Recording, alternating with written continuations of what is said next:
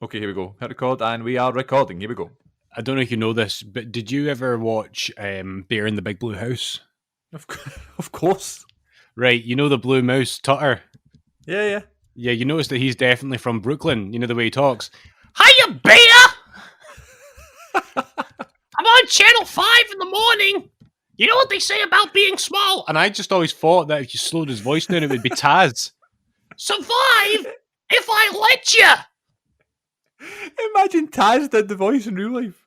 Hey, I can't recall what he actually sounds like. Hey, come on, JR.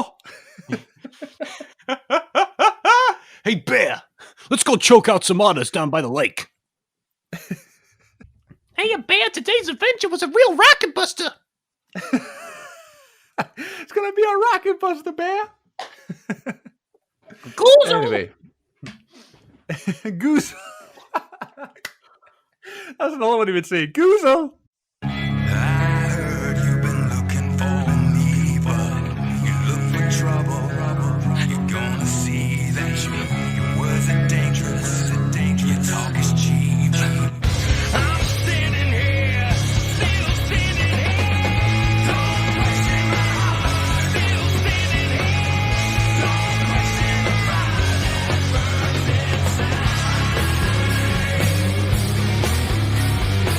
How's it going, everybody? Welcome to another episode of the Wrestling Connection podcast. We are here for another week. It's lucky number 13, and we're here to chat some more about the wacky world of professional wrestling. And today, we've got some lovely questions that you have sent in for us to answer here in this very special hashtag Ask Wrestle Connection episode, this Q&A mailbag edition of the Wrestling Connection podcast. Hello again, everybody. Welcome in. Settle down, and turn the volume up, baby. This is another episode. My name is Chris, and I'm joined by my tag team partner, Glenn. Not Glenn Jacobs, but he is indeed called Glenn as well. Glenn, how are you?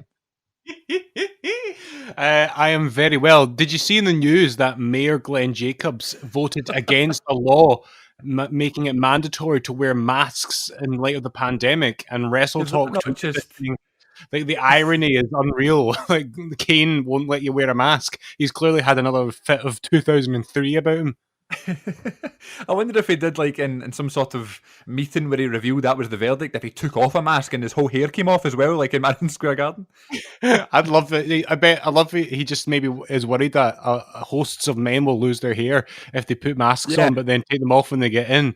But I also would love to think that him in office is exactly like his feud with Seth Rollins in 2015, when like sometimes he's Demon Kane and sometimes he's Corporate Kane, and he can't quite, is Jekyll and Hyde. He can't quite control whether he goes back and forth between the two of them. So maybe he was just Corporate Kane that day, and Demon Kane will eventually, Demon Kane would probably want to spread the pandemic. No doubt. He's had a questionable history for sure. Yeah, he feels really, done hard by, Oh, no, hard done by, not done hard by. Done hard by. Isn't that the name of Taz's autobiography? The story of a goozle. Yeah. Oh, Rocket Buster, the hard done by story.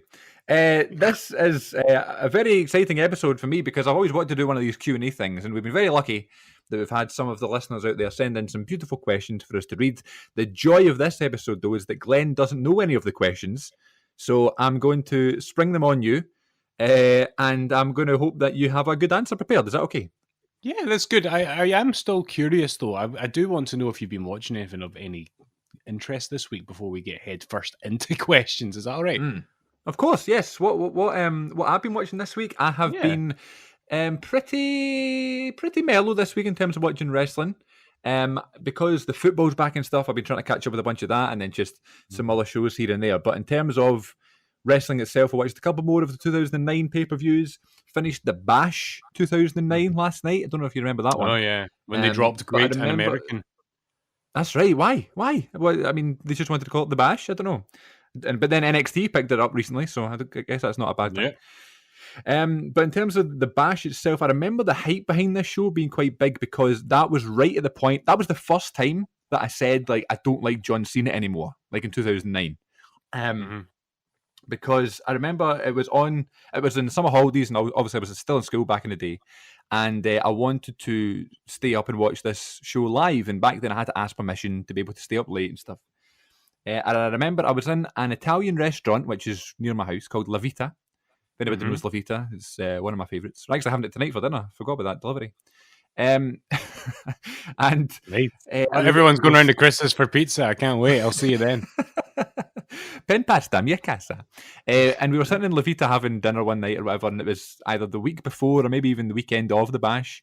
And we were killing time before the food arrived at the table. So me, my mum, my dad, and my sister, who were sitting at the table, were playing Hangman on like an app on our phone or whatever we had at the time. And my suggestion for Hangman was the phrase, "Can we stay up and watch the bash live?" So my dad would go, L. And I'd go, oh yeah, there's lots of L's in there. A. Yes, there's A's in there as well. B. Yes, there's B's. And eventually ended up using all those letters, and the answer was revealed of, can we stay up and watch the bash live? And the answer was yes, so I managed to watch it live. And it was a nice way to approach the question without getting shouted at. I just have that memory in my mind. But the whole build-up was the Miz was going to beat John Cena because the Miz said he's undefeated against Cena, and Cena keeps chickening out, doesn't want to wrestle him. And then at the bash, Cena just comes out and kills him in like 4 minutes. And I remember like that being the time where I was like, Miz is really cool. He's wearing that t-shirt that says Cena with like a cross through it and stuff. Like, maybe Miz is onto something. And then Cena beat him in 4 minutes, and I was like, oh, that's a bit rubbish. And that was the start of my John Cena hatred period, you know? So it's funny watching that now, because now I'm such a big appreciator of John Cena. It's nice to see it through different goggles, you know?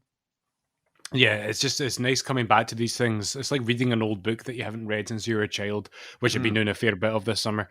It's you do get to see it from a different perspective, and sometimes you look at things and you kind of wince and you wonder how you ever liked them in the first place. But a lot of the time for me, going through this 2002 stuff, it's been like that. It's you're looking at it and you think, wow. Now that I'm looking at this as an adult and not a hormonal teenager, it's you do get a different level of appreciation for some of the stuff, for sure. Yeah. Also on the bash, Chris Jericho versus Rey Mysterio. What a match. Oh my God. What a great rivalry. It's totally worth your time this week if you just want to check out one particular storyline. I think it goes from Judgment Day through Extreme Rules through the bash of 2009. They just have 3 absolute stellar pay-per-view matches, 2 of the best really ever. So definitely want to check out. And also CM Punk and Jeff Hardy have a good match on that show. So now I had kind of like weird feelings in my head about that show because I hadn't watched it since. And I remember it was a time where I was like, oh, John Cena buried The Miz. Yes. Vince just likes the people who do drugs, as those kids said in WWE Live, November 2015. So it wasn't a bad show, so I'd recommend checking that out. Also this week, though, I don't know if you remember a couple of weeks ago when I talked about meeting the Young Bucks. The whole story behind that one was that I was at this Ring of Honor show in May of 2018. And when I told that story on the podcast and I was editing it and I listened back to it, I remembered that ROH tend to release all of their shows on DVD. So I checked out wrestlingstore.co.uk and there it was, the Edinburgh Honor United show on DVD. So I was like, that's a really cool thing to own, like a show that you've been to. Like I feel like if I was to go to a pay-per-view, I'd like to own the DVD or the Blu-ray, Yeah. So I ordered that and it came in a 3-pack with the other 2 shows that it did in the UK that weekend. So it comes in this beautiful big set. I totally wasn't expecting it, and I was really impressed by the artwork and the commitment to it, because WWE don't really do it anymore because they don't need to because the network. But I used to love getting the DVDs and the really nice sets with the artwork and stuff, Yeah, absolutely. The appeal for that really has just gone now, and which is not a bad thing in a sense, because the network is so convenient and so comprehensive. But it was something special, and I think I mentioned a few weeks ago how much I used to love going into like an HMV or CX or wherever it was, and you'd rush to the wrestling section to see what they had in. And to see what was available. And prior to the network, you really would look forward to a collection of like Ric Flair matches or The Rock or whatever, because you might obviously there would be a documentary feature in a lot of the cases, but sometimes there would be matches that just had never been released before. I remember WWE put out a so like kind of 3-disc DVD collection on The Rock called The Most Electrifying Man. Yeah, and it wasn't a biography or anything like that. It was just a collection of matches.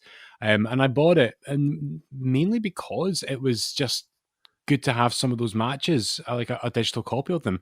There was a match from an arbitrary episode of SmackDown with Kane. It's nothing special, but to have a match from an episode of SmackDown in 2000 on DVD at that time was quite unusual, because all the other DVDs was mainly just pay-per-view matches, and you just don't really get that anymore, do you?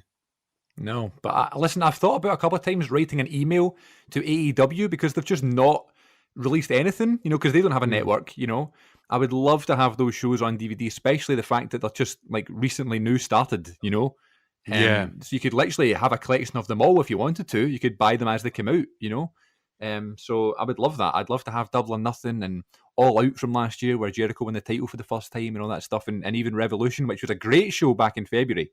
Just on DVD and Blu-ray, so that'd be cool. But other than that, that's pretty much all I've been doing wrestling wise. However, yesterday morning I came down from my bedroom, and my mum and dad were watching The Last Ride together, and it was just a fun moment. It just kind of reminded me that how connected I tend to be with wrestling. The fact that even other members of my family are watching the Undertaker documentary, and they're watching episode 3 right now as we record this.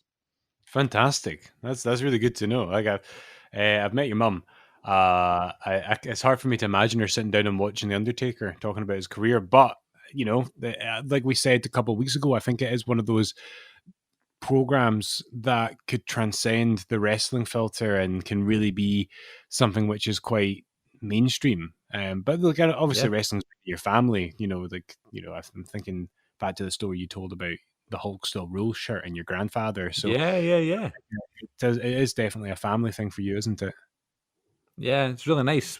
Last night, because they only watched the first 2 yesterday, so last night they were having a drink together and stuff, and we were just kind of saying they would ask me questions about it. My mum was asking about how does this work and stuff like that. So it was it's the first time we'd really spoke about wrestling like that in ages. Like me and my dad talk about wrestling all the time, but in terms of getting my mum involved as well, it's just funny, watching. Yeah, I think obviously I've seen The Last Ride so much now, and it's kind of drilled into my head. It's just fun to kind of watch other people's reactions to it. It's like watching reactions on YouTube to people watching Revenge of the Sith for the first time. It so well, and the really important moments, but when someone's never seen it before, you kind of want to see what the reaction is to the important moments, That's it. There's a joy in that, which is kind of where the whole reaction video craze on YouTube has sprung from. See people that do those videos, though, I just have no time for them. I would never even bother. Yeah, it's just rubbish, isn't it? I did tell you that when I bumped into your mum a couple of weeks ago, and I said to her, "Oh, you listening to the podcast?" And she just sort of like, "I like everything on social media. That's enough." And the hilarious thing is, my mum is exactly the same. So I maybe speak to my mum on the phone 4 or 5 times a week. And she'll always say, "Oh, I've liked your post today." I'm like, "Thanks, Mum. Do you ever listen to it?" She goes, "Oh, no, it's not for me." That's all right though. We've just discovered social media, so it's fine. Let's just getting used to it. Yeah, absolutely. What about you? What have you been up to this week?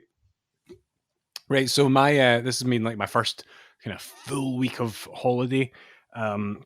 And kind of like last time we spoke, it's kind of shameful. My wrestling consumption has been minimalistic. I am still full on Last of Us right now. It's a long game. And my routine is now in the morning, I'll get up and sort out the dog, and then I'll sit and play The Last of Us for a couple of hours. And then usually by the time my wife gets up, that's when the day gets started. And, we're doing all kinds of, we're busy right now. We're looking for a house, and we're, doing all kinds of grown-up things. So I haven't had a lot of time for wrestling, which is a shame. But there is one wrestling thing that came into my consciousness this week. And I want to share this with you, because I wonder if you remember this particular show that I don't know if welcomely is the word, but I was reminded of this week. Okay. And yeah, it's like you were saying about, going back to watching that Cena Miz stuff through the lens of an older Chris with a different level of appreciation. And to which I said in return, that sometimes the reverse is true. You'll look at things and you go, "Oh, how did I ever appreciate that?" Yeah. So, it just came to my mind, and I actually thought I'd made it up, because this is something which I must have forgotten.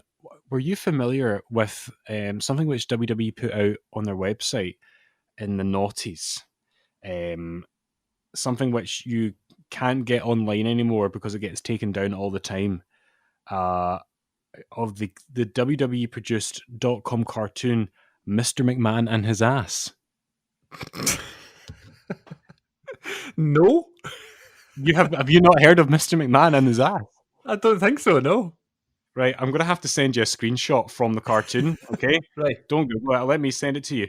And Okay. this is not a rib. This is real. Okay, I'm gonna send you it. I thought This I thought you were going to tell me about Bite This or something like that. Nah, oh man, I loved Bite This. Did you? Whilst I'm getting this up, did you watch Bite? Because Bite This was on WWE.com every week when I was like proper smarky, like as a teenager, 15 or something like 14, 15. So I remember watching Bite This, just as the Matt Edge, Matt Hardy Yeah, and yeah, Edge yeah. thing happened, and it was before it became storyline. So it was exciting to hear people talk about it. Right, you got your phone on you, so I can send you Yeah, this. I've got I it want here. to Yeah. gauge your reaction. Talk about Revenge of the Sith, and tell me from this image if you can infer what this cartoon was about. Okay. Oh my. Oh Jesus. So, just so we're clear, this cartoon, Mr. McMahon and his ass, had McMahon voice himself, and it Right. was centered around the concept that Vince McMahon's buttocks and anus was itself a sentient being with biceps, and would talk to him, and was also voiced by Vince McMahon, and they would get into all kinds of wacky adventures together. And WWE put this out for a few episodes on their website, and that image I sent you is screenshotted from a video on YouTube, which itself is a screen grab from an Instagram profile, because apparently Right. they're always taking it down. And the reason they were taking it down is not because they're embarrassed about it, because I imagine this was tickling Mr. McMahon left, right, and center, Yeah, you can totally see him howling at this. and in the bum. But apparently, this is an exact concept of another cartoon that already existed in, an adult cartoon in America, and so they got a cease and desist and had to take it down. Really? But yeah, this was a thing, Mr. McMahon and his ass. And I can't stop looking at this picture. What on earth is going on here? Do you want to describe to the lovely listeners what you're looking at, please? Well, Vince is wearing a lovely kind of maroon jumpsuit, and he doesn't have a back really on the jumpsuit at the kind of rectal area.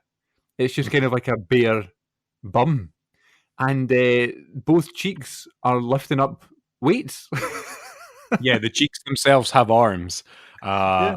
And they're working out together, and this is a cartoon, folks. So, there is a Yeah, certain we can make that clear. Yeah, it's a cartoon. And no matter whether he's wearing the workout gear or whether he's I wonder if this has audio. They've actually put in the audio of, it can even make my ass do tricks, watch this. And there's another image here where Vince McMahon is singing and the ass is sticking out of his suit playing the drums. Oh, lovely. Nice. So it's like a band. Yeah. Oh my god. I've forgotten about this. Oh my god. So how did that come across your eyes this week? This might sound disturbing, but it was actually as I was falling asleep last night, it just came to me. Okay. This image of Mr. McMahon and his animated bump cheeks. I must have watched a couple of episodes of it when it was on when I was a teenager, and it's just crazy to think that was a thing, and it's kind of long forgotten now. But that was a real thing that WWE put out, a cartoon about Vince McMahon and his ass.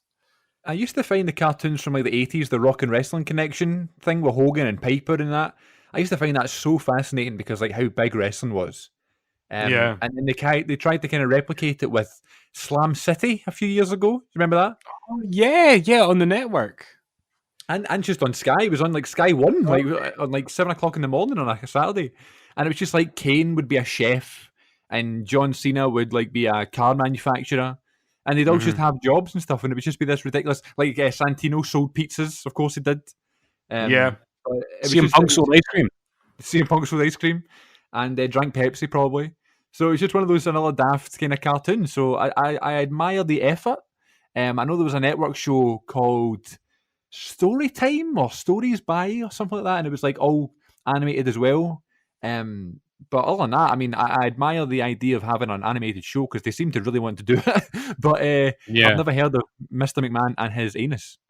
Well, do you remember Camp WWE was like it was produced by what's his That's name from right. Family Guy, and it was Seth Green, like, yeah.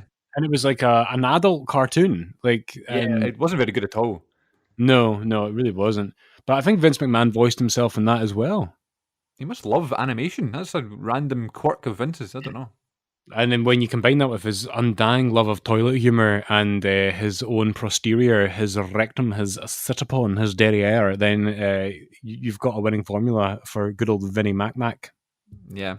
Well, speaking of winning formulas, you know one wrestler that had a winning formula over his career? No. Shawn Michaels. And I think we should tell the story finally of meeting the Heartbreak Kid. How do you feel about that? I feel great. We should cue jingle, but let's correction. Tell the stories, plural, because we have two to tell, don't we? Ah, yes, that's right. We're going to compare stories. This is the Shawn special of this upcoming segment, Meet a Wrestler. Meet a wrestler, we met a wrestler in the flesh. Oh yeah.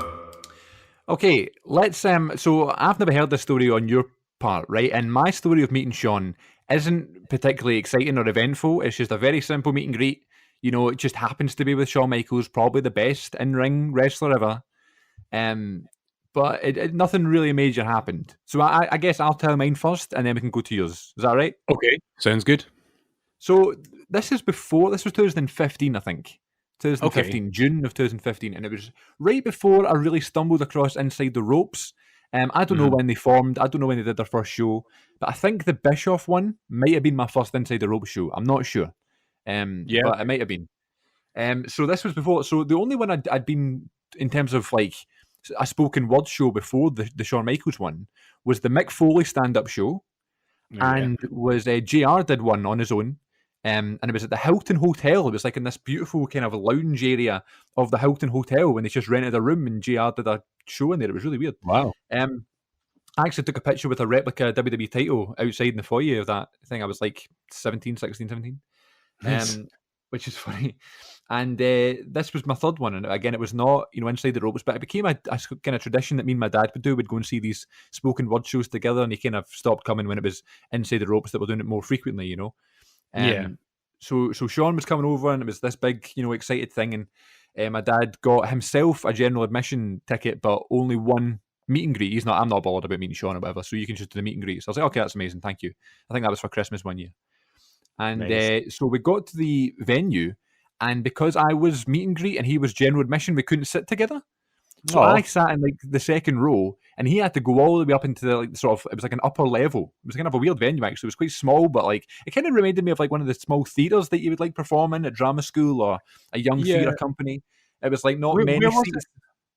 Honestly, I don't know. It was in Glasgow, but I think it was somewhere on the West End. I could be wrong about that. But it was a really random. Like you wouldn't imagine like a touring celebrity coming over to do a show there. No. So my dad sat up in this kind of like stalls above, and after the show, I just kind of gave him a wave, and he went out to the car, and I just stood in line, and luckily I met my friend Evan there, so we kind of met him together. And Shawn comes on stage for the show, and he just sits there, and he had like a couch. It wasn't like a chair, like a whole couch. He was just sitting there, and he just didn't say anything. He was like, "So, what's the first question?" Like he hadn't like thought of like anything to say or like any material. And I'm not saying they had to. He probably just assumed it was going to be a Q&A. But the way like Inside the Ropes have like questions beforehand, and they do like a kind of speech, and then they go to the crowd if they want to. Shawn just came in like he thinks it's a Q&A from the crowd, and that was fine. So the whole thing was a Q&A for about 2.5 hours. It was great. But Shawn Michaels isn't the greatest storyteller, but he's still Shawn Michaels. You know what I mean? Like he still has all these stories and stuff. But probably in terms of telling stories itself, sorry, it was the delivery. And probably in terms of like telling stories in the ring, you'd imagine Shawn being the best. But in terms of actually being on the mic and talking to people, I don't know. There's something about him that I don't know. I guess he's maybe not as good as others, and the standard has been set really high by folk like Mick Foley and whoever else. So he just answers questions. It was very, very standard by the book. And I was fortunate enough to take my classic Superstars figure Series 1, Shawn Michaels, which I still have mint Is in that box. is that the one in his WrestleMania 12 gear? In the white gear, yeah, I love that Yeah, figure. yeah. Nice I one. got it at Collector Mania one year for like 40 quid. I couldn't believe I found it so cheap because it was always one of those really expensive ones because it was like one of the first classic Superstars figures ever, you know? Yeah, yeah, yeah. So I thought that's a perfect one to get signed. I don't know why I never got the world title signed, even though we won it in one of my favourite matches ever. But I guess I didn't want to carry it to the show, I guess. So we just, we went round and Sean was kind of on the stage and you kind of queued up in front of the stage and you went up on the stairs and it was just one by one, very, very simple. And I walked up, put the figure on the table. He didn't really say anything. And I must have asked him a question that he heard a million times. I said, so Sean, what was the atmosphere like backstage after WrestleMania 25? I mean, how many times has someone asked him that question? I don't know why I went there with that one. And he just said, people were just going nuts. And then he signed the figure. I'd love to think in his mind he was going, which one was 25? Yeah, exactly. Exactly. He's like, which one was that again? People were going nuts. It's a pretty safe answer. And he just signed the figure and that was it. We took a picture and the picture is I mean, it's not the greatest picture of me and Sean together. However, it's beautiful because Sean is like, because of his mad, weird eye, he's looking the complete other direction and it just sums up a Shawn Michaels picture in 2015, Yeah. He's looking to the car park and I'm looking at the camera. But it was nice, he shook your hand and stuff. He took time to answer the question, I guess. And it was nice, yeah, very, very by the book, very simple, and a nice experience all round. So what about you? Because I feel like your experience wasn't quite as jovial. I mean, I'll preface all of this with it was a great day and a great show. The only reason it maybe stands out a bit more is just because I'm an idiot. And so, like, first of all, like, by this point, so I was aware of that 2015 show that you went to. I didn't know until recently that you had been at it. But and Sean was always one of those ones that I'd always wanted to meet because like I'd read Heartbreak and Triumph as a teenager, and I really loved the story of like I love that book. His issues and his problems, and his redemption and the birth of his children, and that amazing second run that he had, his final run, and so I'd always wanted to the point that when we were at that house show in 2008 where he wrestled JBL, I was amazed because I didn't expect Sean was going to be at that show because he didn't always do the European tours. So I'd had that to say. I'd been able to say I'd seen him wrestle, albeit in a very brief match, but I didn't think I'd ever get the chance to meet him. And by January 2018, when Inside the Ropes held this show with Shawn Michaels as part of a bigger tour, that I think was probably to that date one of the biggest, or if not the biggest name that they had worked with at that point. And you were saying you weren't sure when they started off. Like, as far as I can recall, the Inside the Ropes podcast went as far back as maybe 2011, 2012. But I think the first show was with Diamond Dallas Page in 2012 or 13, and then they had Colt Cabana and Sonny, and then it kind of just got bigger and bigger names. Then in 16, they had that great summer with Heyman and Bischoff close together. And so... but as I mentioned DDP for a reason, because I already had tickets for this show. Well, Robert had picked them up VIP a few months beforehand, as is often the case. They go on sale a few months in advance. And near the end of 2017, DDP came back over, not with Inside the Ropes, but just as part of his own kind of spoken word show. And I won a couple of tickets to go, like Inside the Ropes, strangely enough, had just put a contest out on the Twitter.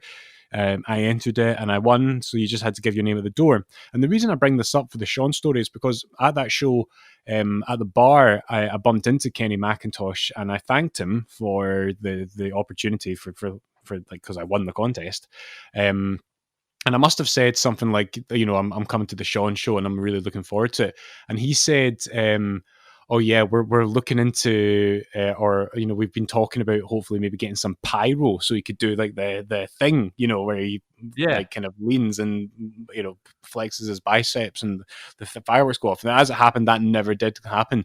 But I think the motivation for them wanting to do that was because they did the proper Goldberg entrance sans pyro earlier on that same year when Goldberg came over.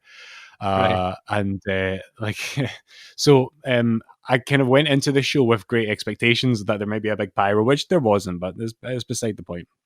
So, the other thing I remember about that day in January was that it was like we had a lot of bad snow that year. That was the year of the Beast of the East.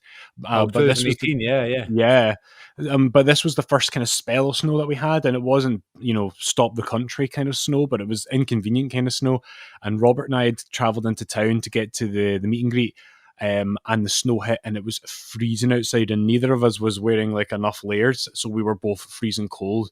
And I've got a few pictures of us just absolutely drenched. It's that way that the snow and the wind work together, so it goes horizontally and it just attacks you. So we're running up a very slippery Sucky Hall Street to get to the garage where the show was, and we realised that we've got about an hour to kill before we need to be at the VIP, and we just took refuge like it was a zombie apocalypse. In the first place that we could, so we got a pizza somewhere and kind of cooled down.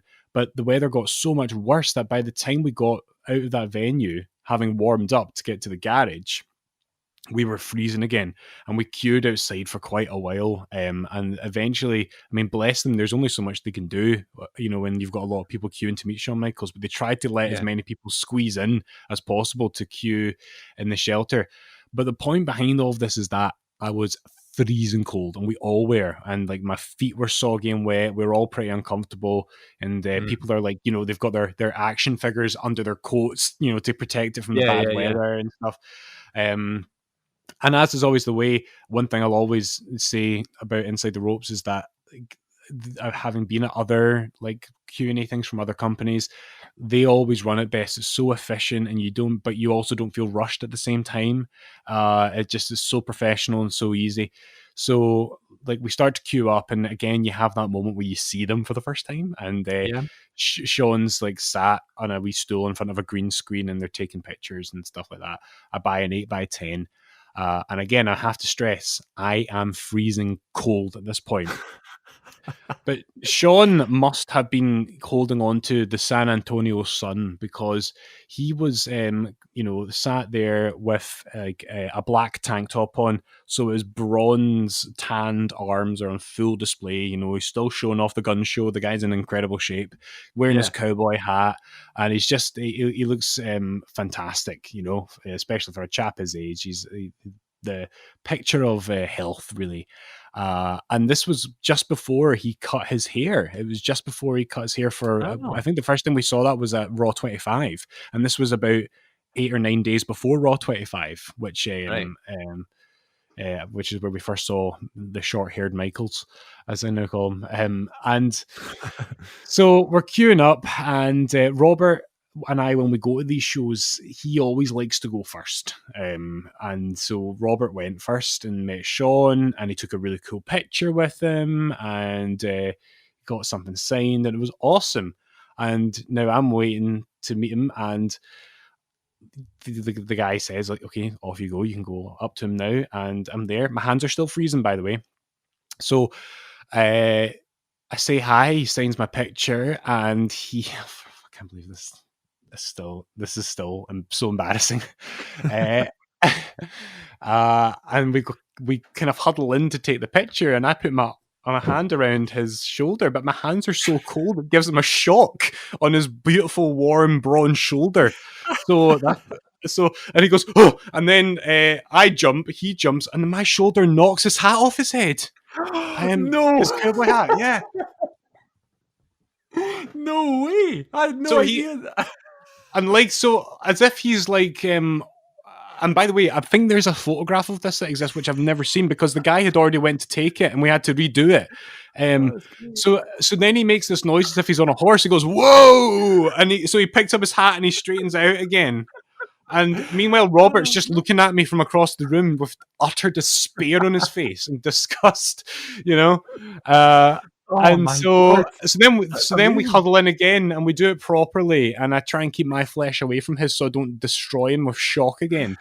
And we take the picture, and I don't know how much you can tell from the picture. Sean's just smiling, looking great as usual, and I've got this weird smile on my face, like it's a really forced smile, as if I'm mortified about what just happened.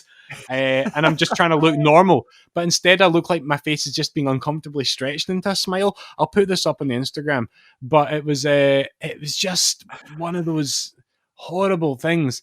But he was good about it. I got a signed 8x10 out of it, and the picture is, lasts to this day. And like, man, the show was excellent as well. So it was a good day. But my God, one of the most embarrassing encounters with a wrestler I've ever had. I knocked Shawn Michaels' hat off his damn head. When when you knocked his hat off, and then you had to force yourself to look happy for the picture, would you say that you lost your smile? Whoa! Boom, roasted. Oh, Oh my God, honestly, man, see, when you were telling me it was this embarrassing story and stuff, I don't know what I was expecting. In my head, I thought you were younger. I thought it was like mid 2000s, and maybe you'd said something weird about school or yourself. I didn't realize it was so recent. I didn't realize you knocked his hat off his head. That's unbelievable. I was 26 and old enough to know better. Brilliant. That's one of my favorite stories that we've had here. That's amazing. But yeah, I have to stress, as embarrassing as that was, the show was excellent. And just to your point about your experiences at the show, the difference with this one obviously is that he was up there with Kenny McIntosh, and I think he's a much better storyteller when he's got like an interviewer there to guide them through the narrative of his career. Yeah, because the Q&A with like the audience and stuff, it's that kind of barrier of Sean trying to hear the person, because there wasn't like an MC on stage with them kind of relaying the information. But then it's like when the wrestlers come over here, I always feel quite embarrassed sometimes because I don't know. I'm sure they can understand us fine, but I don't know in terms of the acoustics how well they're going to hear us and how they're going to understand us. So it's like it's that wee barrier, that kind of makes it kind of awkward before they answer the question. Yeah, for sure. And it worked really well. And there was this funny moment, well, it wasn't really, but in my mind it was, at the very end of the show. So they'd both been sat on the stage for the entire Q&A. And at the end of the show, Sean stood up out of his seat just to say thank you. And maybe we were applauding by this point. And Kenny just like stayed sitting in his chair, because obviously it's Sean's moment. It's the spotlight on Sean. We're all applauding him and saying thanks for coming. And I was convinced in my mind that because Kenny had stayed sitting down and Sean stood up, I was convinced that he was going to super kick Kenny.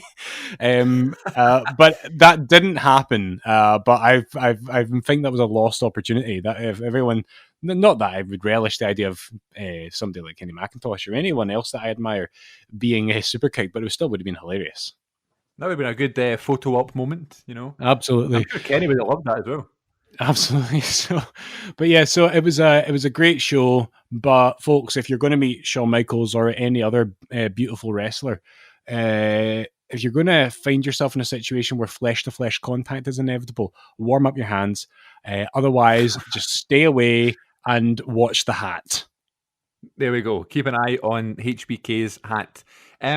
You want to jump into some questions, or would you like to take a toilet break before we go to the final segment? Let's cue the jingle and take a toilet break. I like to err on the side of caution at this here podcast, Chris. Yes, it's nice to be safe, it's nice to be secure, and it's nice to not have an accident on the show at any point. We'll be right back after these messages. Toilet break. Ooh, yeah. Okay, hope everybody enjoyed and had a nice, relaxing time. This is now, for the first time in Wrestle Connection history, we're going to answer some questions sent in by you lovely listeners. And please, what we're going to try and do now is we do not want to close the mailbag at all. If you have any questions for the rest of the duration that we do this podcast, whether it goes on for another year, another 6 years, another week, who knows, this could be the last one. Please continue to send in questions to our social media pages on Twitter at WrestleConnect1. And on Instagram at Wrestle Connection. You can also get us on Facebook at facebook.com/The Wrestling Connection Podcast. And you can get us on YouTube just by searching that, The Wrestling Connection Podcast. And if you have us, on social media personally, feel free to message us as well. And we will include your questions in future episodes. I would like to do a thing where, like, every week, I used to do this thing on an old podcast I had called By the Way, and I would have these questions that we'd written up, and we put in this kind of like random tombola. And at the end of every episode, me and my co-host would both pick out a random question, and we would talk about whatever was on that piece of paper, regardless of what it was. It could be movies, music, football, anything. So I would like to do something like that if we can get enough questions over time. Put the questions into a kind of bowl or whatever. Then at the end of every episode, I'll pick out a question and we'll just answer that one at the end of every episode. But obviously, we need to get the questions before that. But that would be ideal for me. So to kick off that segment, we thought we would do a whole Q&A episode. Are you ready, my friend? As ready as I'll ever be. Let's do this. I'll ask the question and then you can give your answer and then I'll do my answer. Okay, So do your worst. You know. Okay, so first question comes from my good close personal friend Johnny. And Johnny asks, if you could keep one piece of wrestling merchandise that you have in your collection, but you would have to get rid of the rest of it, what item would you keep? You know, I actually no longer have my Rebellion 2001 ticket. Oh, really? I lost it when I was like about 6 months after Rebellion 2001. My parents split up and we moved house, and it got lost in the move. And so I wish I could have that back. That would be really cool. But I think for me, despite all the different autographed items and things like that, it would probably be the replica tag belt that my friend Robert gave me.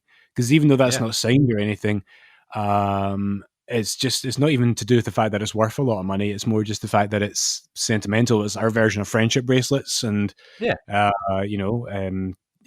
think he might take objection to the fact that we call each other tag team partners on this podcast. But Robert is my spiritual tag team partner for sure, and he's been a very good friend, and my wrestling fandom has always been unconditionally linked to him in some shape or form for most of my life.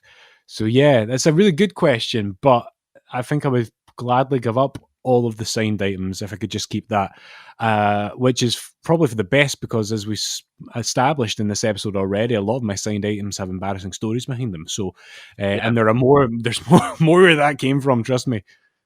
What about you, Chris? And I guess I'd probably keep my replica world title because of it's a wrestling belt, it kind of summarizes, the fandom having one, Recently, this is some inside baseball here, but and recently I was doing a big quiz with the agency that I'm with, and we were doing a whole Zoom quiz thing, and the person who was organising it was like, before we start the quiz, everybody needs to bring a sentimental object to the quiz and talk about why it means a lot to you, and then at the end we're going to memorize everybody's thing and then try and remember who brought what, a sort of wee game. And I was like, I have no idea what to bring. I have nothing really around me that's sentimental to me. So I showed off my world title. It's nice one. Well, that is sentimental.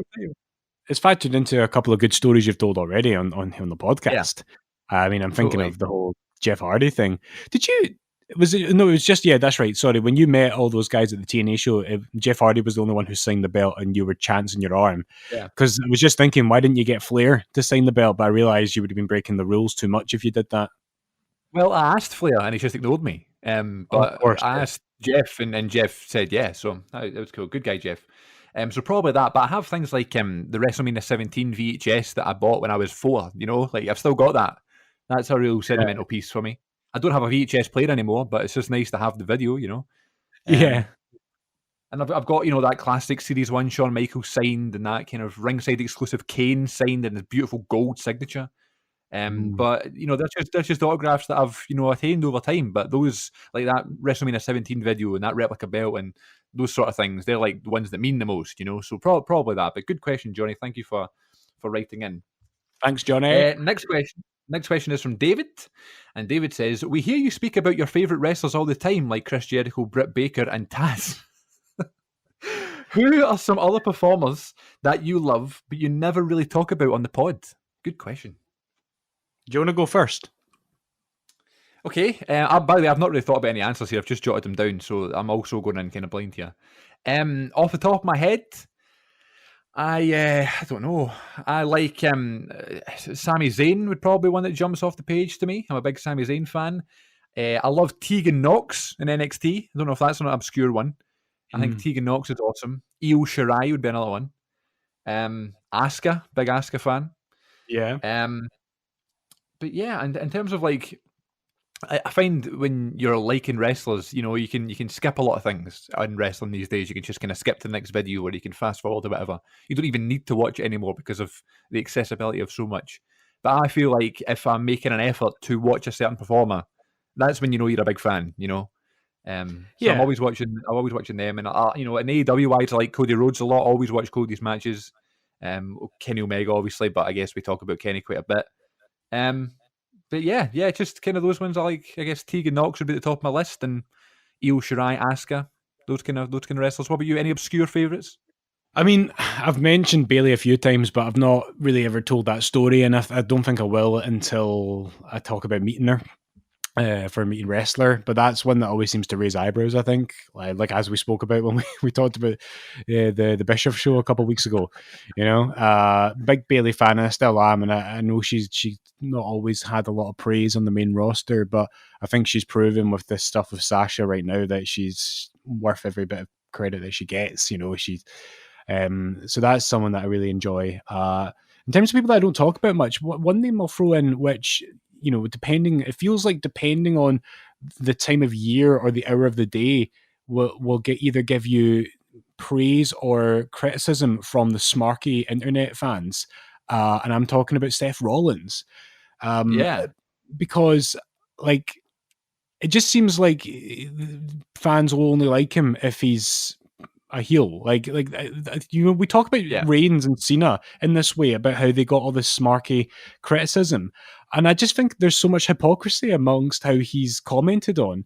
Because, right, I know why fans started booing him, but it's not as if they ignored it. They realised the character was getting a bit stale as a babyface. It maybe gone all the directions it could do.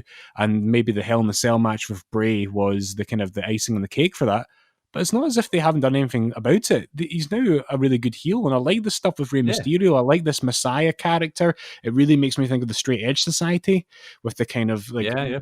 biblical imagery that's used for it, and I think all he shows is that he's adaptable. And I've always liked the Shield and everything, but I first became really a fan of the guy Seth Rollins when that 24 documentary came out about his injury. And without Right, yeah. getting like too deep or too personal, I was like recovering from chronic pain when I watched that injury. So I was like really down and out in my life at that point. And when I watched that documentary, which takes him from his 2015 run all the way to his return in 2016, Yeah, 16, uh, yeah, I think. Yeah. yeah, like that mantra of redesign, was it rebuild, redesign, repeat? Or I can't remember what it is now, Reclaim. but reclaim. That's it. That became like a personal motivation for me because it kind of helped me go from feeling quite hopeless and kind of a prisoner to chronic pain to feeling like, no, this is something I actually can get over, and I did get over, and like, Yeah. um, so like I became a fan of him there because you could see how passionate he was and the drive he was. And like I know people have given him a lot of flack about some of the tweets he sent out, with the kind of the tweets he's Oh, the yeah. shots he's taken at other wrestlers in the indie scene or AEW. Like, he's not saying anything nasty or offensive. There are far more questionable characters in the industry. The guy's just really passionate and he Yeah, clearly he's cares what he wants stirring the to do. pot, and he's just trying to get a response, you know? Yeah, and so like I don't talk about him a lot, but I always am aware of that. Like he just seems to be like right now it feels like it's cool again to like Seth Rollins, Yeah, but I feel like the next minute, like in 6 months' time, it could be uncool again. But the one thing that doesn't change is his consistency and his passion. He's a really good guy, and I think maybe near the end of that babyface run, he didn't have a lot of great material to work with. They yeah. wrote themselves into a hole with that Hell in a Cell match, and the tagging with Becky was a bit lame, but like he's always been consistently good. So yeah, for me, I'd probably bring up Seth Rollins because apart from this long rant I've now given you, I don't don't talk about him that much. Yeah. Um, I know what you mean. I think my favourite Seth Rollins time period was around 2018 when he was the IC champion. Oh And he yeah, did that gauntlet match on Raw. Remember where he wrestled for like an hour and 5 minutes straight, and he beat Cena, Reigns, and someone else. Like, and the first hour of Raw was all him in the ring. I think yeah, that's that's right. crazy. I mean, I think there's no denying he's one of the best wrestlers in the world. So, total good shout for Seth Rollins. Tony Storm would be another one for me. I forgot about Tony Storm. Love Tony Storm. I think she's great. But another one that just randomly popped into my head when you were telling that story is when Undertaker was doing all that sort of media stuff for the last ride. I guess he's probably still doing it, but it was probably more media than he's ever done in his life. Yeah, that's they true. did one on WWE's YouTube channel, and he was being interviewed by someone he knows, I think through his church maybe. And that the host had his family with him, so Taker had Michelle McCool and his daughter in the interview as well. Yeah. So the interviewer said to Taker's daughter, apart from your dad, who's your favourite wrestler? And Taker's daughter said Aleister Black. Really? And I was like, I wasn't expecting that, but when you think about it, like Aleister Black is like, it's I'm not saying he's anywhere near the same as Taker, but kind of that kind of quiet, demented kind of character, you know, is a bit like Undertaker in a way. And I just, in Taker's face, he's like, Aleister Black, okay, interesting. I didn't expect that. And it was just weird. Like, I just didn't expect his daughter to say Aleister Black. And so, there you go. There you go. Well, yeah, I think there's a guy with a lot of potential as well. So, yeah, that was a good question. Whoever it was that sent David. it. Who was that again? David. Cheers, Dave. Andrade would be another one. I love Andrade. Anyway, another question from David. As a fellow 2001 lover, this is going in a good direction. As a fellow 2001 lover, I think the most insane bump of all time is Shane McMahon at Backlash 2001. I'd be interested in hearing what you think is the most insane bump that a wrestler has ever taken. Everyone usually just says Mankind Hell in a Cell. Well, I would be in agreement with you, David. I think the most insane bump of all time is Shane at Backlash 01. I know why people say, you know, the Mankind one is more devastating, probably because of the impact it had not only on the business, but on him personally. Yeah. And I mean, I think back to the other bumps that he's taken, like in WCW, where he would take like power bombs on the concrete and things like that. Like all those ones added up towards this Hell in a Cell bump, you know. And the worst one was going through the cell, wasn't even going off it, you know. Yeah. And obviously they've done the bump kind of, you know, similar. You had like Kevin Owens, I think, took a big one, and Rollins and Ambrose took one, and of course Shane's jumped off the cell recently and stuff. But like now they've got like the crash pad, and it's all very like it's all very meticulous the way they do it. But back then it was just like, okay, let's hope he gets the table, and like Mankind hits it and rolls through and like lands under the barricade, and it's just brutal. But he still kind of does it in such an expertise way, you know. But in this Backlash one with Shane McMahon, where he does the leap of faith off the top of the Titantron, I think it's the height of the Tron that gets me, you know? Yeah. It just goes straight down, lands on Big Show. The wood that he lands on just flies everywhere. Even to this day, it still blows me away when I watch it. And I don't think, I mean, obviously, the Hell in a Cell and stuff has gotten bigger, and when Shane done it at WrestleMania, that was cool. But this one is just like top of the Tron, straight down, near death. You know, I just think it's the most insane one ever. What about you? Well, yeah, I mean, the Shane ones I can totally get behind, and I don't wish to say there's anything remotely safe about any of Shane McMahon or any bump at all. But what I would say is, I think I get more devastated by his fall at SummerSlam 2000 with Steve Blackman than the Backlash one, just because he falls backwards at SummerSlam 2000. And I just can't imagine, even if you're falling on something that's probably quite padded, as in both cases I think they were, they must have been, otherwise he'd be dead. But I can't imagine there being anything more terrifying than if you're going to do the falling backwards and not knowing exactly where you're going. So the SummerSlam one kind of always sticks out for me more. And I often remember when WWF Magazine used to cover the pay-per-views, they would publish these great photographs from the shows in every issue. And I remember having the issue that covered SummerSlam 2000, and they published this amazing photo of Shane just as he was falling off after Steve Blackman hit him with a candlestick, and he had just had one foot, maybe his left foot, still connected to the Titantron, so it was like he was stepping backwards off, which is in effect what he did. But as a child who never saw the clip until I got the hardcore video, that was just I would look at that and be amazed. I was like, oh my god, how is this man still alive? But then I would also like full credit to the Mankind Hell in a Cell match. Like, I think that is probably the most devastating one, even though it is overplayed and it was a horrific risk to take, but it's left its mark, and it was probably the only way they could have topped the Shawn Michaels and Taker Hell in the Cell. But a bump which is also iconic, that I want to give credit to, is Edge and Jeff Hardy's spear at WrestleMania 17. And I God. think this one gets remembered more just because it looks cool. But what I think people don't appreciate, which they do with the Hell in a Cell match, is just how dangerous that is and how terribly pear-shaped that could have gone wrong. I mean, if you look at the angle, maybe not so much Edge, but certainly Jeff, if there had been slightly more momentum or if he'd swung in a different way, that could have been landed on his head and that could have been life over. Never mind career. And it's just the force with which he falls down. And obviously Edge didn't come, no one in that match came out without a scratch. But, you know, people often say with these table bumps, often people like you and I, Chris, who've never spent more than 2 seconds in the wrestling ring, they often say how the tables cushion the fall or whatever. And maybe they do to a degree. What would I know? I've never gone through a table deliberately. So I have crashed through a door, though. I will say that's another story for another time. Nice. It's the reason Robert doesn't have a living room door anymore. Yeah, there's a photograph and everything. Anyway, but yeah, I just think that one, there was nothing to break the fall. It was just the cold hard canvas, and so that one often sticks out in my mind too. I mean, so yeah. that's probably the most insane spot I've ever seen. That like WrestleMania 17 spot. But I guess I lean more towards the Shane one being more insane because it's not in the ring. You know. Yeah. I guess the ring is the ring, but it's still going to be brutal to land on. But at least like they're used to it a little bit. You know. Shane from at least 50 feet on and just crashing into the floor or whatever it is, you know.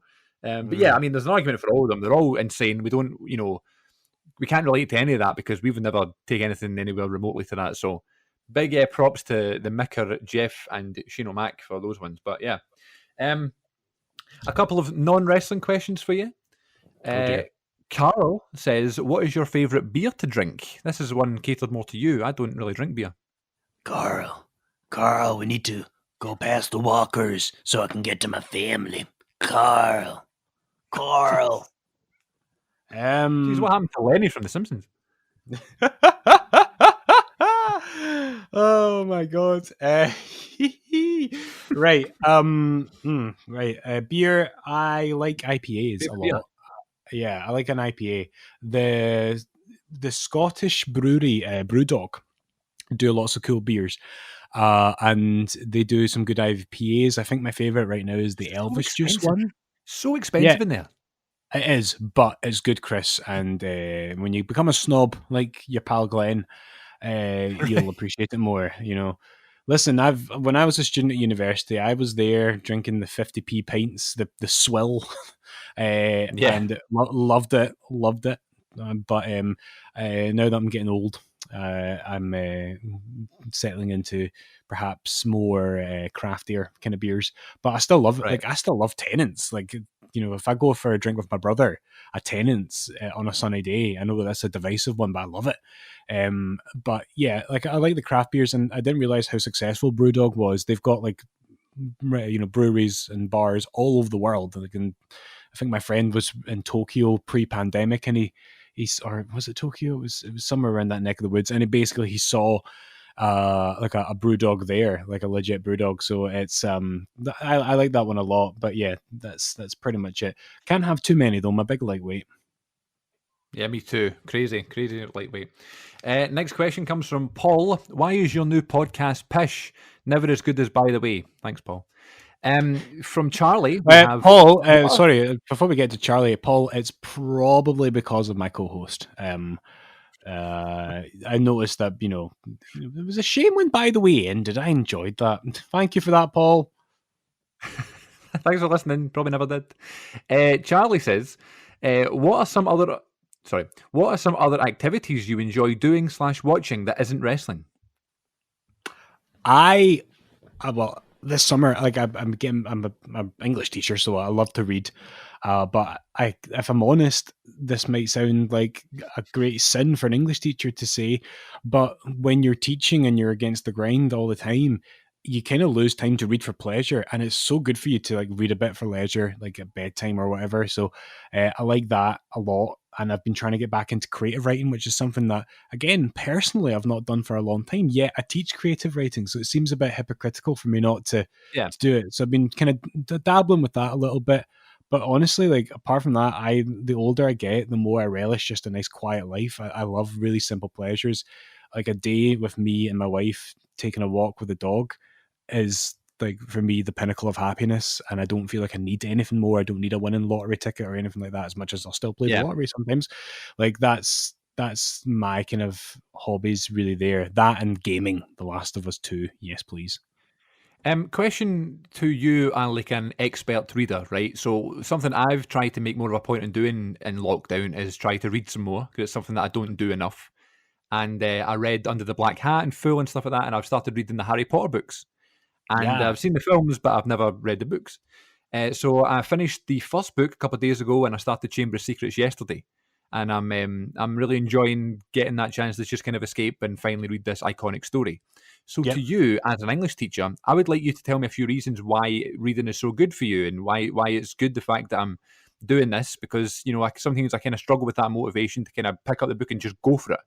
Why is it something I should make sure I do every day, or at least a couple of times a day, or a I couple of times a think week, I should say. for me, it's like there's the obvious things that you can point to that teachers talk about, like your literacy and how it's so important and how it's something that you need, for life and work and everything. But for me, most of us like we just read for leisure. We don't read necessarily in pursuit of any great goal. It's more just a pleasure thing, and for Yeah, the biggest benefit is for your mental health and for your mental well-being.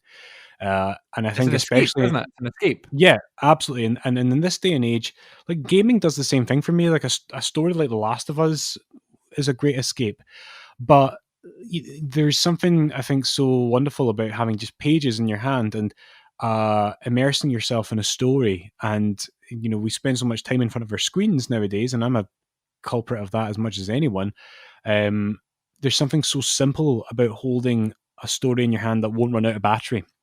And it's always there for you, and it doesn't need a Wi-Fi connection unless you're on like an e-reader or something. But yeah, like, and especially something like Harry Potter, which is a long story told over 7 books.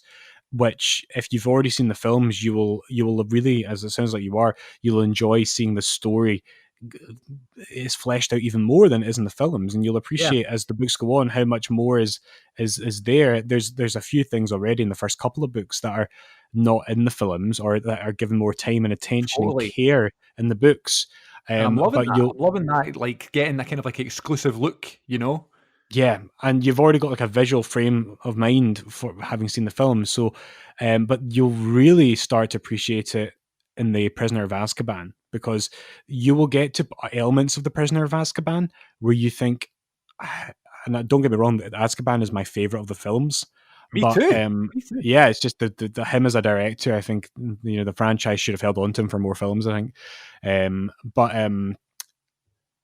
so like I love the movie, but you will read that book and you go, how could they have not included that? That's so important to the story. How could Wow, they have ran with this and not included that in the film? And crazy. and it's funny, like as the films go on, there's a few things that they've just put in there that they've just assumed that you'll know because you know the books, I think, and not stuff that's hugely important to the plot. But the further you get into that series, the more you'll love it. And I've long stood behind Harry Potter as books that are great, because I don't see them exclusively as children's books. They get bigger, chunkier, and darker Absolutely. as they go on. Yeah, They're I would even very consider the films children's yeah. films. Do you know who the first person was to write about an orphan child who goes through trials and tribulations to try and better himself? Vince Charles McMahon? Dickens. No, Oh. and that was his ass. Charles Dickens. uh, and so, you can tell from J.K. Rowling's writing that she's really interested in a lot of stuff that we had in Victorian fiction. Big books about small communities, like Hogwarts. Yep.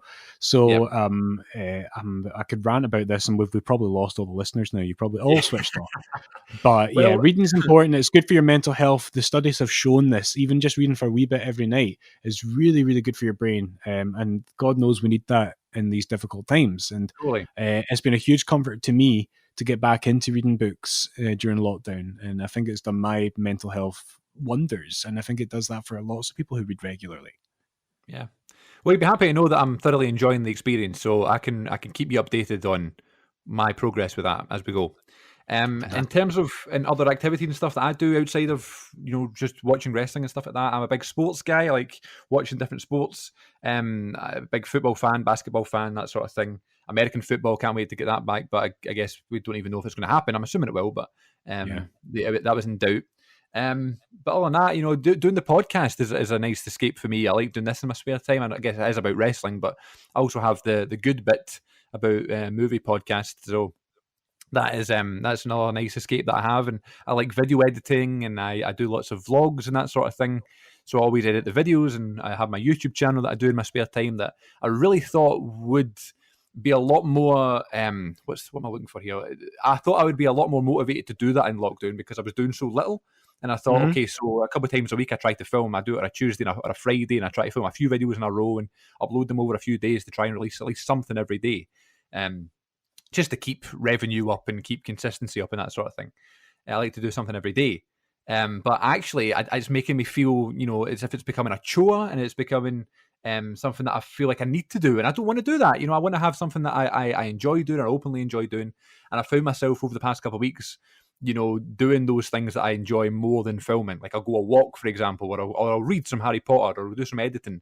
Instead, I would be doing that in my usual filming slot, So I'm still trying to find that comfort zone of filming again that really makes me fall in love with kind of putting out content and that sort of thing. So nothing really too exciting, but and when we're not in lockdown, I guess I could say I like to go out with my friends, but I'm not really a big going out kind of guy. I enjoy it, but I don't go out all the time. But I like going to the cinema. I guess that's probably my favourite leisure outside of wrestling.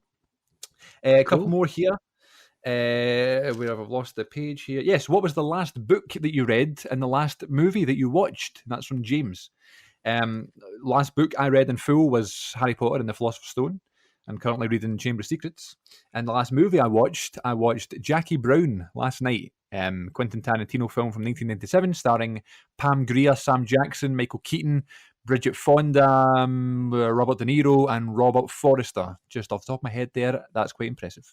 But yeah, great film, and it wasn't quite as blow away as I remember it being, but it's still really good. So that's the last film I watched. What about you? I've never seen that one, so I'll need to put that on my movie list. I don't know if this counts, but I'm like 30 pages away from finishing The Great Gatsby, which I've been rereading a lot. The Great Gatsby was written like 100 years ago now. And it's quite commonly studied at like higher English or at university. And I was at uni when I first read it, when I think I was 18. And it's quite a small book, so I've kind of got through that. I also reread The Catcher in the Rye not so long ago, which I've recommended to you. Another kind of short book that I read when I was 17. That'd be a good change of pace from Harry Potter when you get around to that. Last movie I watched was the greatest film that's ever been made in the history of cinema, and that was the Eurovision movie on Netflix, which Volcano Man, Volcanic.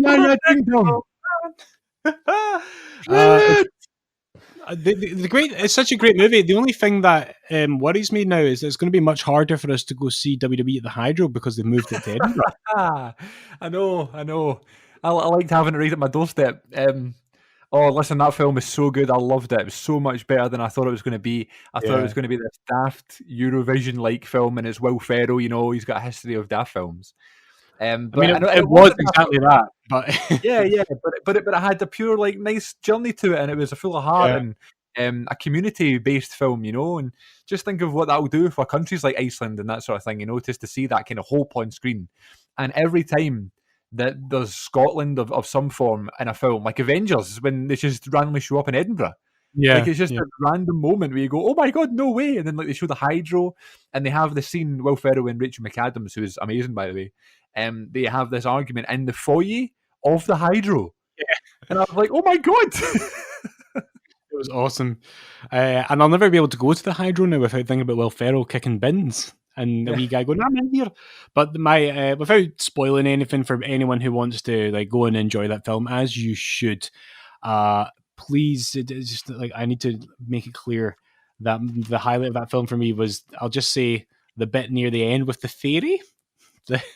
That killed me. Right. The elf, you mean? Oh, is it the elf? Yeah. With the door door slamming shut. Yeah, brilliant. What a great film. Cool. So there you go. A couple of questions in from Jay, one of our closest friends who listen to the show. Thanks so much, Jay, for always listening. Sent us in 5 questions. First one: what is your favourite Money in the Bank cash-in or favourite Money in the Bank cash-in moments? We kind of talked about that last week, ironically. Yeah. But off the top of my head, I guess the Ziggler one's probably the best. But I love the Punk ones. I love the first one with Edge. I guess Rollins at WrestleMania is pretty iconic as well. What about you? I mean, I hope the best is yet to come. I don't know if I'm looking to this year's briefcase holders. Like, I don't know if I would really count the Asuka one as a cash-in because technically she didn't win the briefcase; she won the title. Do you know what I mean? Yeah. And I don't know.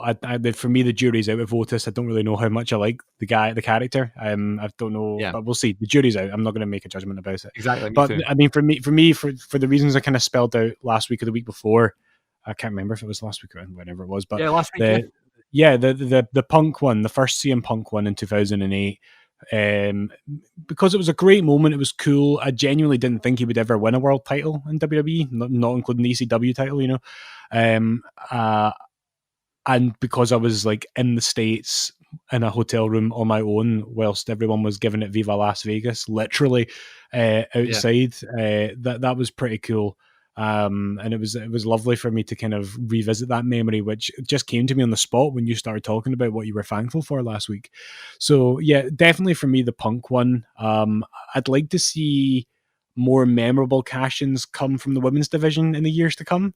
Because right now, probably the most well-regarded Money in the Bank women's moment will probably be with Asuka and Becky because it was such a nice moment. Like the Carmella stuff, I don't know if Carmella. I thought the Bailey one was really good a couple years ago. Yeah, that's a point. I mean, here you call myself a Bailey fan, but I feel like what I want is like a Ziggler style chase that's really. I think the problem with the women's division right now is because there's still the division is still slowly being given an equal platform to the men. They still don't have that equal platform, so it's been harder for that division to give as many memorable moments as the men have been given because the men have benefited from male privilege for generations. So it would be good in the years to come to see the women get more of an equal measure of exposure. We're certainly hopefully on the right path with this, and I just hope we get. What I want is a cash in from that division where it's like Ziggler. You spend a long time building up to it. Will they? Won't they? What will happen? Because for me, there's two good types of cash in. There's the long run and there's the night of the winning the briefcase. Those are my two favorites. I'm not a huge fan of what RVD or John Cena did, where they announce that they're going to do it. Yeah, me neither. That ruins the fun for me. The fun is the spontaneity of the whole thing. Yeah, I think it's lost a wee bit of its spark because of that. Like even Lesnar did it and Braun Strowman did it, and it's like, I don't know. I just like the shock factor, and even when you say cash in on the same night, that's fine, but don't do it all the time. You know, like I think so. Alexa Bliss cashed in on the same night, or she maybe did it the month after at SummerSlam, and Bailey done it on the same night. I don't know. I just feel as if it's becoming quite repetitive. Whereas the reason I love the Ziggler one is that he had it for so long, and everybody was like, when's it going to happen? And then we all were like, he so deserves it, and we so want him to do it, you know? And I think that's why I think the Ziggler one stands out in my head the most, but there's loads of them. There's so many. We could do a whole episode of Money in the Bank, so. Do you think that if the push of Roman Reigns didn't happen at the same time that Daniel Bryan was becoming so popular, that Reigns would have been, or / is, as disliked as he is? This is something I think about a lot. I genuinely think it's difficult because everybody wanted Bryan to win that Royal Rumble, but you can't ignore the fact that fans were chanting for Roman Reigns in the final minutes of that match. You know what I mean? Like he got a full-on chant against Batista. I think if they'd built up to slower, let Daniel Bryan have his glory and have Reigns rise in a way that didn't seem to be at the expense of Daniel, then probably. But at the same time, fans are fans. It's look what happened to Seth Rollins. I thought he was kind of safe from that kind of smarky treatment, but the thing that's always said about Reigns is that we don't like him because he's shoved down our throat and he's mainstream. And I'm just like, why are you watching the WWE? You know, like if that bothers you, why are you watching this program? You know, that's what they look for, is a certain type of cookie cutter. No, that's not even fair to Roman. But I think maybe if they'd gone slower with it and let Brian have his day, let Brian have his run, and in a perfect world, Brian wouldn't have been injured.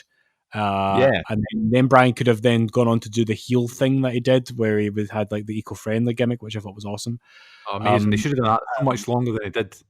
Yeah, and so I just think having got, but I think Reigns was just, the booking for Reigns in that first push of his was really poor. Like the Royal Rumble was a disaster that he won, the 2015 Rumble with Big Show and Kane coming down. Yeah, and it was just if you wanted Reigns to win that, what I would have done, I would have just like fought fire with fire. I would have had it come down to Reigns and Bryan and have them do what Shawn and Taker did in 2007, just have a screamer, so that even if Reigns knocks him out, even if fans are going to be disappointed, they would have found a newfound respect, because the Reigns would have avoided this "you can't wrestle" nonsense. Whereas the way they did it was just sluggish and boring, and like so. I think it could have worked, but you can't look at Reigns' career and say that anything hasn't worked, because despite all the adversity, like the man is a Hall of Famer, the man is an incredible wrestler, and I hope that he can come back in the future when it's safe to do so. And I hope that if we don't ever see that Goldberg match, I'd love to see him have another big title reign. You know, I think he's got something special in him. I'd love to see him back soon. I would have liked Daniel Bryan and Roman Reigns to wrestle more. I could have watched them wrestle every day of the week, twice on Sunday. You know, like that Fastlane match. The Fastlane match was great, and that was right at a time where it was like probably the wrong time to have that match, because the fans were 100% behind Bryan. You know, but it was just one of those things. It wasn't a personal thing to Roman Reigns.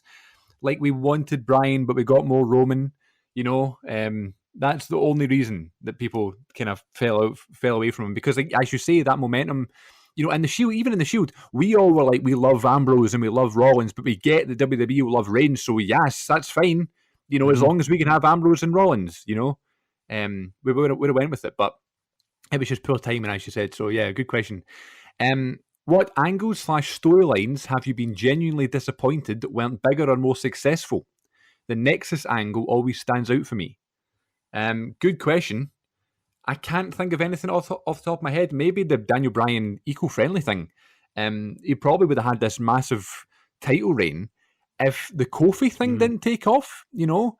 And Kofi Kingston had to win the title at WrestleMania, and I was so happy he did. But that was right at the point where Daniel Bryan was on fire with that gimmick, where he turned heel when he was wrestling AJ and Jeff Hardy and all that stuff, and he was saying everybody's hypocrites for the way that you consume all your stuff. And a lot of times the best heels are the ones that make a lot of sense, you know. A bit like a movie villain, for example. You know, if you can relate to the villain, that kind of makes the best heel in the film. So I'd probably say maybe the Daniel Bryan stuff if he didn't lose the title to Kofi. But again, I'm not saying I didn't like Kofi winning the title, but just Daniel Bryan was doing so much there. I don't know. I guess I should have thought this one beforehand, but the Nexus one's a perfect example. There you go. Yeah, for sure. Maybe I'd even say Ziggler, when he cashed in Money in the Bank and he was going to have that title run, he got a concussion, like on the SmackDown after he won the world title, when he had to drop it, like at the next pay-per-view or whatever, to Del Rio. Like I remember being really disappointed that never happened with Ziggler, because like I just thought Ziggler just had so much potential, and still does, I guess, but he's been there for so long. So yeah, maybe even, and then I guess talking about potential, I think Christian, his feud with John Cena in 2005 could have been more, but then he got drafted to SmackDown, then he left for TNA. So there's a couple, but definitely probably Nexus probably stands at the top of the list. Yeah, the Nexus is the glaring one for me as well. But there's still a couple that come to mind. One that I've always wondered about was Karma, and you know, when obviously she went for a really hard time when she lost her baby, but then came back at the 2012 Royal Rumble, and I thought that would have been the perfect time to relaunch this character, and I just feel like she could have been something so special and, pardon the pun, awesome in the WWE, and it just didn't happen. So it would have been cool to see what she could have contributed to the women's division, because especially at that point when she showed up in the WWE, the women's division was really nothing to be proud of. There was some shining stars, but there was just no opportunity for the women. That was the problem. There was no platform for them. Despite you had some great people on the roster like Beth Phoenix, for example.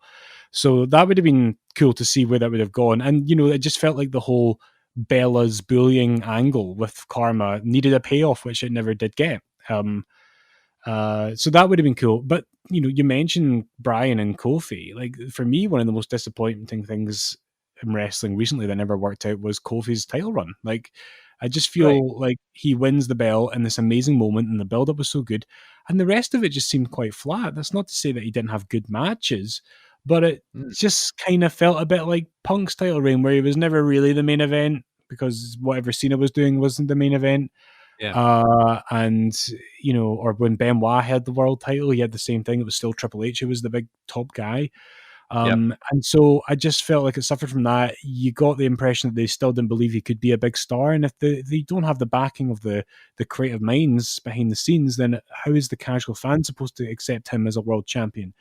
It feels like they just kind of gave him the belt and, okay, we've done our bit, we've done our fan service, and it never went anywhere. And I just wonder, would it have been healthier and perhaps more creatively interesting to disband the New Day at that point? Or do something with the character, or have him change brands, or just do something to freshen up, because that was the turning point. I think that something needed to change, and I don't feel qualified to say that he needed to up his game, because that's not my judgment to make. I have no way of judging that.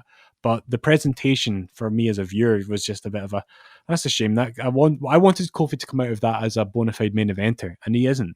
He's still, look at him now. He had a great match, I think, with Shinsuke Nakamura this past week in SmackDown, but he's no main eventer, Yeah. I know what you mean. I couldn't believe how long he held the title for. I was very impressed with that. But then again, you go, oh yeah, Kofi's still the champion, You kind of forget about it. And then the ending of the title reign was, I get what they were trying to do, but it just was about kind of like, oh, okay, well, that's that then. That's that done. So yeah. A couple more here before we finish up. Okay. What runs by a wrestler playing against what they've been typically known for did you both like? For example, I absolutely loved Batista's heel run around 2009 and 2010, even though I'd say he's most remembered for being a babyface. So I guess what we're talking about here is what, moments of someone's career that you may not have expected because they're so typical one sort of character, and then they turn, what memorable moments come from that turn, like Batista turning heel, for example.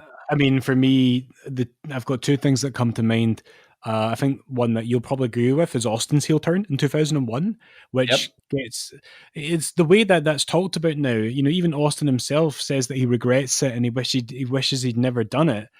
And maybe he would have made a lot more money if he'd stayed a babyface and sold a lot more merchandise. But that Austin heel character, I think, gave the character a new dimension, some more depth, and it was hilarious, some of the stuff he came out with, and he became much more aggressive, if that was even possible, in the ring. Yeah. So he had that good combination of being this like psychotic, aggressive, and dangerous guy who was still a convincing world champion, but he also could bring the comedy as well.